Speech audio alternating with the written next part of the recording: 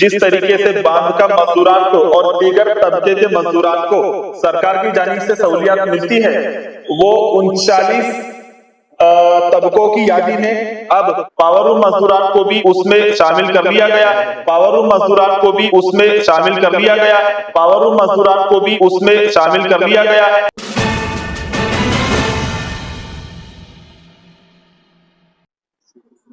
यहाँ पर मौजूद हमारे तालुका सेक्रेटरी अजहर खान और जुनैद जावेद शाह और हमारे शहर मालेगांव के लेबर ऑफिसर, कामगार अधिकारी और मेरे साथ में धुलिया से आए हुए आसिफ शाह साहब, मालेगांव के तमाम हजरात यहाँ पर मौजूद है, अतीक शाह साहब, रियाज शाह साहब और बाकी हमारे मुताल्लिकीन।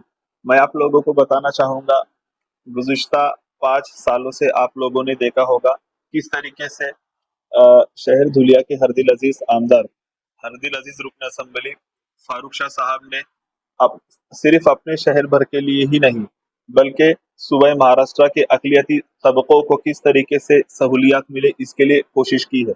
मैं आपको एक छोटा सा एग्जाम्पल बताना चाहूँगा, एक मिसाल देना चाहूँगा। शुरुआती दौर में आप लोगों ने देखा होगा कोरोना नामी बीमारी अपने सूबे में नहीं बल्कि देश भर में ही नहीं बल्कि पूरी दुनिया में कोरोना नामी बीमारी आई थी। उस वक्त में पूरे महाराष्ट्र में कोरोना चेक करने के लिए वीडीआरएल लैब सिर्फ पुणे में हुआ करता था। पुणे के बाद में उस वक्त में आरोग्य मंत्री से मिलकर, राजेश टोपे साहब उस वक्त में आरोग्य मंत्री थे, हेल्थ मिनिस्टर, उनसे मुलाकात करके बहुत जद्दोजहद के बाद में पुणे के बाद पहली वीडीआरएल लैब यानी महाराष्ट्र में दूसरी वीडीआरएल लैब शहर धुलिया में नाफिज की गई थी, जिसका फायदा धुलिया शहर में ही नहीं बल्कि मालेगांव, नंदुरबार, जलगांव, अहमदनगर आसपास के बहुत सारे अजला ने उसका फायदा उठाया था। उसके बाद में उस वक्त में भी हमारे पावरलूम एसोसिएशन की जानिब से ऐसी मालूमात मिली थी कि बिजली के दर बहुत ज्यादा थे, तो उस वक्त में भी बिजली के दर में कमी की गई थी। उसके बाद आप लोग देखोगे कि कब्रस्तान एक कब्रस्तान का वॉल कंपाउंड बनाना था हम लोग को, तो ऐसी मालूमात मिली कि गैर सरकारी जगहों पर सरकारी फंड नहीं दिया जाता है, ऐसे कवानीन थे।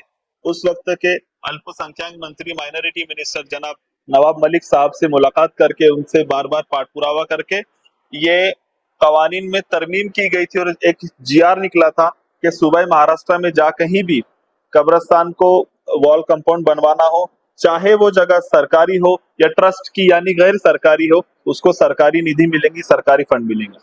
तो ऐसा सूबे महाराष्ट्र के अक़लियती तबके के लोगों को, हमारे लोगों को किस तरीके से सरकार की जानिब से सहूलियत मिलती रहे, इसके लिए हमारे आमदार फारूक शाह साहब ने मुसलसल जद्दोजहद और कोशिश की है। उसी तरीके से मुझे आज ये बताते हुए बहुत ही मसरत और खुशी हो रही है कि अभी भी बिजली के दर की शिकायतें, आपको भी पता है, हमारा धुलिया, मालेगांव, भिवंडी ये लार्ज स्केल इंडस्ट्रीज के नाम से बहुत बड़ा टेक्सटाइल प्रोडक्शन हब के नाम से जाना जाता है। यहाँ पर मुसलसल बिजली के दर की शिकायतें थी। आप लोगों को बहुत खुशी के साथ मैं ये बताता हूँ कि अभी भी 75 पैसे पर यूनिट बिजली के दरों में कमी की गई है। उसके लिए भी आमदार साहब ने जद्दोजहद किया। और उसके बाद में भी आपने हमारे कामगार अधिकारी साहब को सुना, वो ये बता रहे थे कि जिस तरीके से असंगठित मजदूरान, बाकी के तबकों के मजदूरान को, जैसे कि बांध का मजदूर है, उनको सरकार की जानिब से जो सहूलियत मिलती है वो पावर रूम मजदूरान को भी मिलनी चाहिए। ऐसी बहुत सारी मालूमात आमदार साहब के पास आई थी और हम लोग यानी आमदार साहब 1 साल से इसके लिए जद्दोजहद और कोशिश कर रहे थे। और जो कामगार मंत्री सुरेश भाऊ खाड़े साहब, उनसे बार बार मुलाकात करके पाठपुरावा करके जो कागजी कार्रवाई थी वो करने की कोशिश की जा रही थी। उसके जवाब में अभी महाराष्ट्र शासन की जानिब से, कामगार मंत्रालय की जानिब से ये उनकी तरफ से लेटर आया है, जिसके ऊपर हमारे धुलिया शहर के हरदिल अजीज रुकन असम्बली, उनका नाम भी इंक्लूडेड है कि बहुत बरसों से जिस तरीके से बांध का मजदूरान को और दीगर तबके के मजदूरान को सरकार की जानिब से सहूलियत मिलती है, वो 39 तबकों की यादी में अब 90वें नंबर पर पावरलूम मजदूरान की शमूलियत हो चुकी है। पावरलूम मजदूरान को भी उसमें शामिल कर लिया गया है। तो जिस तरीके से अब तक दीगर तबके के मजदूरान को सरकार की जानिब से सहूलियत मिलती थी, इंशाअल्लाह जल्द अज जल्द वो पावरलूम मजदूरान को भी मुहैया हो जाएंगी। मैं आपको बताऊंगा कि अभी ये सरकार की जानिब से लेटर आया है। अभी ये योजना किस तरीके से चलाई जाए, ये मुहिम किस तरीके से चलाई जाए, इसके ऊपर काम शुरू है। और कल ही इंशाल्लाह आमदार साहब मुंबई जा रहे हैं। बहुत जल्द मैं आप लोगों को शासन की तरफ से जीआर लाके दूंगा और उसके बाद में कामगार अधिकारी साहब की तरफ हमारे सारे पावरलूम मजदूरान को अपने अपने रजिस्ट्रेशन यानी कागज जमा करने रहेंगे और जल्द अज जल्द हम इस चीज को कैसे अमल पजीर कर सके इंशाल्लाह कुछ दिनों में आपको बताऊंगा। आज की मीटिंग में यकीनन आमदार फारूक शाह साहब आने वाले थे। मैं आप लोगों से उनकी जानिब से मुआजरत चाहता हूं। मैं आपको बताना चाहूंगा हमारे धुलिया शहर की में जो पांजरा नदी है उसमें 50,000 क्यूसेक पानी छोड़ा गया है। तो एक बहुत बड़े अमाउंट में पानी धरन में से छोड़ा गया है। वो इसके लिए हमारा धुले आज अलर्ट पे है और नदी के जो कोस्टल साइड है, हमारे नदी के किनारे के लोग हैं, वो लोग बहुत अलर्ट है, उनको साइड में शिफ्ट किया गया है। इस वजह से अपनी जिम्मेदारी को समझते हुए आमदार साहब ने वहां पर रहना जरूरी समझा और आप लोगों से उनकी जानिब से मुआजरत चाहता हूँ। मैं मालेगांव के मजदूरों से आप लोगों के चैनल के माध्यम से ये अपील करना चाहता हूँ कि इंतजार में ना बैठे कि कोई स्कीम जब आएगी ऐलान होगा तो जाकर हम पेपर बनाएंगे। होता ये है कि हम घंटों इंतजार में लगते फिर पता चलता है कि आपके पास ये पेपर नहीं है या पेपर भी है करेक्शन। तो स्कीम हर हाल में आएगी। अगर फारूक शाह साहब के साथ साथ सेडो यूनियन की डॉक्टर DL कराड़ साहब की पूरी ताकत है। मैं फारूक शाह साहब के फर्जंद यहाँ मौजूद है, ये उनको मैसेज देना चाहता हूँ कि मजदूर यूनियन की तरफ से जिस तरह की भी आपको मदद लगेगी हम आपके लिए तैयार हैं। तो मैं मजदूरों से ये कहना चाहता हूँ कि हर तरह की तैयारी के लिए पहले से रहे। इंशाअल्लाह हम अब सरमायादारों के भरोसे ना रहते हुए गवर्नमेंट से अपना हक लेने की पूरी तैयारी में, बस आप लोगों का साथ चाहिए। मालेगांव के मजदूरों से मेरा इतना ही कह रहे हैं। अजहर खान। आपल्या राज्यात अनेक असंघटित उद्योग आहेत, त्या क्षेत्रामध्ये असंघटित कामगार काम करत असतात। ह्या असंघटित कामगारांना त्यांचे लाभ मिळावे किंवा त्यांना सामाजिक सोयी सुविधा मिळाव्यात म्हणून विविध संघटना, आमदार, खासदार हे प्रयत्नशील असतात।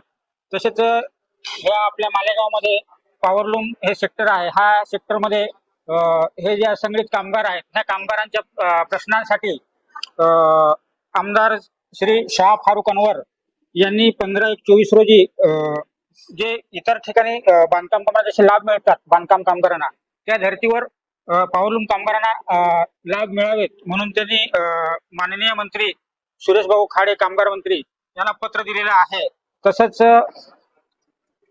त्या कामगारांना जे लाभ मिळणार आहेत ते या असंघटित कामगारांना मिळावे याच्यासाठी ते सतत प्रयत्नशील असतात। त्यांनी 19 त्या अनुसरून कामगार मंत्र्यांनी 19/6/24 रोजी आमदारांना त्याची एक प्रत दिलेली आहे की असंघटित क्षेत्रामध्ये पॉवरलूम उद्योगासाठी एक मंडळ स्थापन करण्यात येणार आहे आणि ह्या मंडळाचे त्यांनी 9व्या क्रमांकावर अंतर्भाव केलेला आहे आणि त्यानुसार याच्यामध्ये हे जे आभासी मंडळ आहे म्हणजे 39 आभासी मंडळ निर्माण केली जाणार आहेत। त्यात हे पॉवरलूम जे असंघटित क्षेत्र आहे, तुम्ही बघा आपल्या इथं मालेगाव असेल, भिवंडी असेल, सोलापूर असेल, अशा ठिकाणी हे बरेच कामगार काम करतात। त्यांना काही सोयी सुविधा नाही, त्यांना पिण्याचा प्रश्न असेल, पाण्याची कामाच्या ठिकाणी असेल, सोयी सुविधा असेल, बोनस असेल, ESI असेल, PF असेल आणि इतर सोयी सुविधा ज्या आहेत म्हणजे आपण त्याला विमा म्हणतो किंवा ह्या ज्या गोष्टी आहेत इतर लाभ त्यांना मिळाले पाहिजे। त्यासाठी सामाजिक संघटना आणि आमदार हे प्रयत्नशील असतात